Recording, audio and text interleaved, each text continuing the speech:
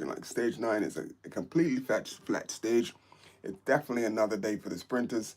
It's a, how long is it? 174 kilometers. So not too long a day. And for today, it should be a good day for people like Tadej Pogacar, Remco, Jonas Vingegaard to sort of take a chill, hopefully. What's going on so far? The race has started. Sorry, but the race has started. It's who is there a breakaway? It looks like there is a breakaway. There's a breakaway at the moment of Jonas, um, two Alpecin riders, Jonas Racket and Matthew Van Der Poel. That looks interesting. So the sprint, the bonus, the sprint, intermediate sprint comes early in the day, and yeah, so with the intermediate sprint coming early in the day, guys like Tim Miller and Jonathan Milan will be going for those points. Biniam Gourmet will probably be going for the points, as well as Anthony Turgis in the green jersey. Milan is now on 182 with that big 50 points he got yesterday. Tadej Pogacar didn't score any points, obviously, because it's not a mountain to finish. So, and he's not a sprinter, so he's not going to challenge anyway. He's on 156. And Gourmet is in third place, just ahead of Matthew Van Der Poel on 124, and Matthew Van Der Poel is on 108.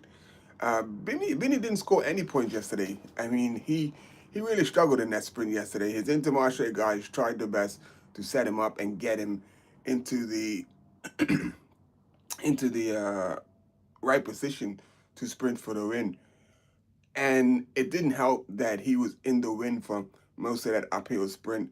So once I saw him hitting the win, I was like, nah, he's not coming around. It's just too much work. Like once you're hitting the headwind that early and the guys in front of you that you're sprinting against are getting a toe to the line, that wasn't a good look at all. News on João Almeida. João Almeida hit was on the podium. I mean, not the podium, but on the what is it? What do they call the presentation? The stage, the presentation stage where they present the teams and the riders. And he gave a little speech and he said, yeah, he's okay. Today he's feeling okay. It should be a fairly chill day because he. Hey Sarah, thanks for the comment. And if you could hit the like, I'll be super happy. So Simon, I mean not Simon, João Almeida was on the presentation stage and he said he's doing okay. He does have a broken rib, but he seems like he's going to soldier on.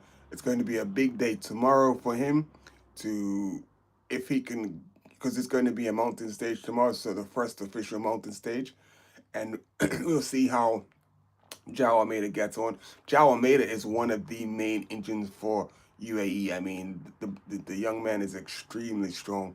Really looking forward to seeing him perform, and hopefully the crack rib doesn't hinder him or hurt him tomorrow in the build up for the day. Tomorrow's stage 10 is a doozy. So we're on stage 9. So the stage 10 tomorrow, and then the first rest day finally, which I think is crazy. 10 race days before a rest day. That's a lot of racing to do. And they're stressing the riders out so much more. If it was like they were racing like they used to race and it was 10 days, it wouldn't be that big a deal. But the way they race, the way they design the courses and everything. Hello, TMNT. Hope you're good. I hope you're enjoying the Tour de France. I surely am. I mean, I hope everyone's enjoying the Tour de France. It's just been wild and unexpected. You still got a lot of people rooting for Jonas Vingegaard and thinking that he can do it. I personally don't think he can. I just think he's lacking like just the preparation and stuff. Like stuff seems to always happen to him, but he just doesn't seem like he has that edge. But today is about the sprinters.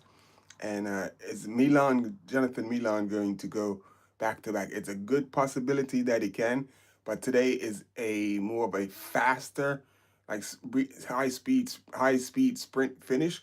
So I give today more going to. I would give today to Tim Miller over over Jonathan Milan. I think Jonathan Milan would still be in the close, but I think I think today is the day for Tim Miller because it's more speed involved than power. What is Benny gonna do? I'm not quite sure.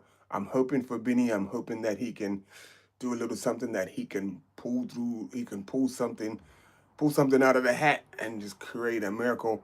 And for Benny, everything has to be perfect. He has to be in the perfect position because, and the only reason I say that is because he is not as strong as he was last year. So he has to get the perfect total line. He has to wait for the perfect moment. He can't go too soon.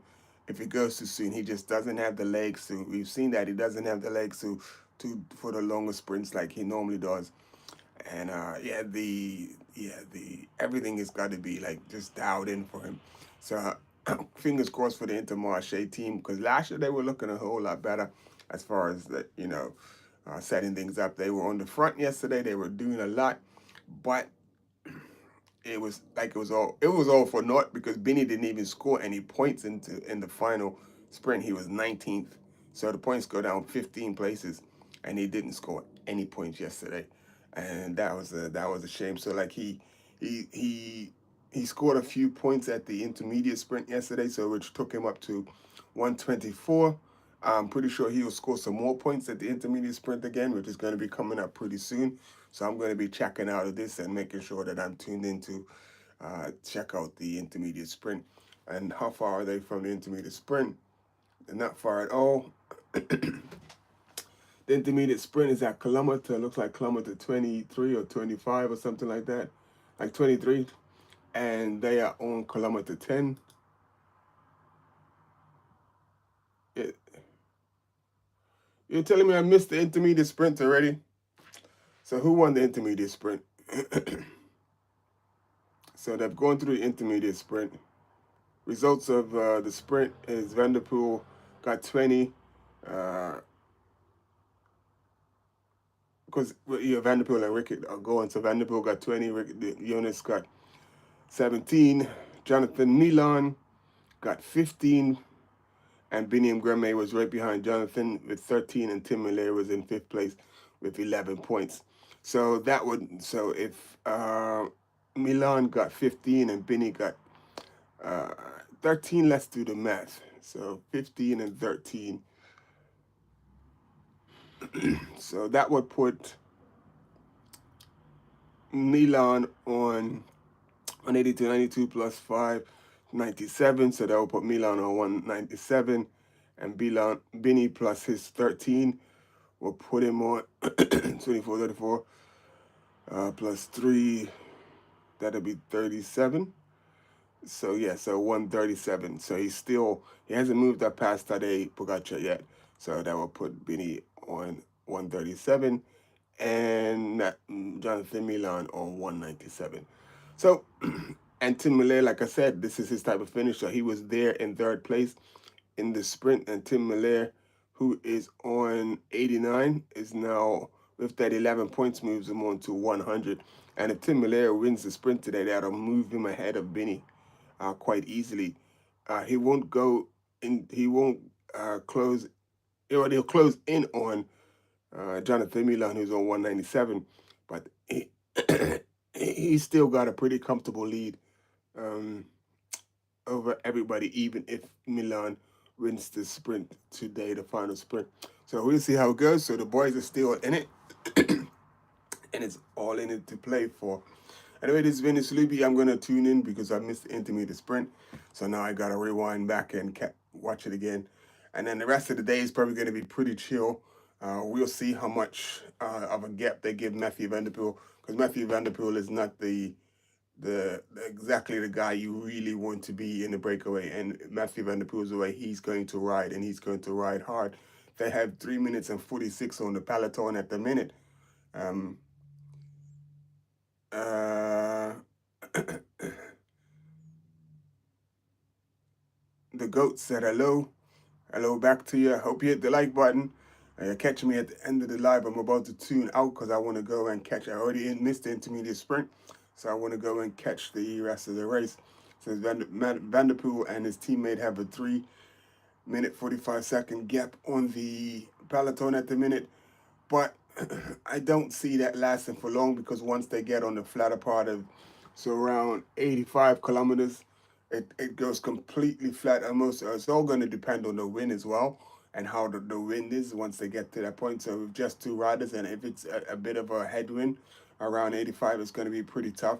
So I think the peloton will bring them back quite easily. So it's a good old Matthew Vanderpool. So let me see Matthew with that 20 points because he is on 108 with that 20 points. He moves him to 124. But Benny got a few points, but so he's still going to be behind Benny and Gourmet in the green points. Then I think Matthew is trying to go for the, if he can get the green jersey, it's just a uh, consolation prize sort of if he can't get it. So he's going to try to. So that's sort of smart of him to go out and try to sneak the maximum points like that. That was pretty cool, pretty. So we'll see how it plays out. In the finish, if he gets a few points. So if Tim Miller wins the sprint, Matthew Vanderpool mixes it up, gets second. I mean, the second, there, fourth, or fifth, and gets some, good points. It'll move him up in the competition, and he may be in there in the all to play for. So anyway, I will tune out so I can tune in, and I will catch you tomorrow. And make sure you tune in later when I post my review of today's stage 9. See ya.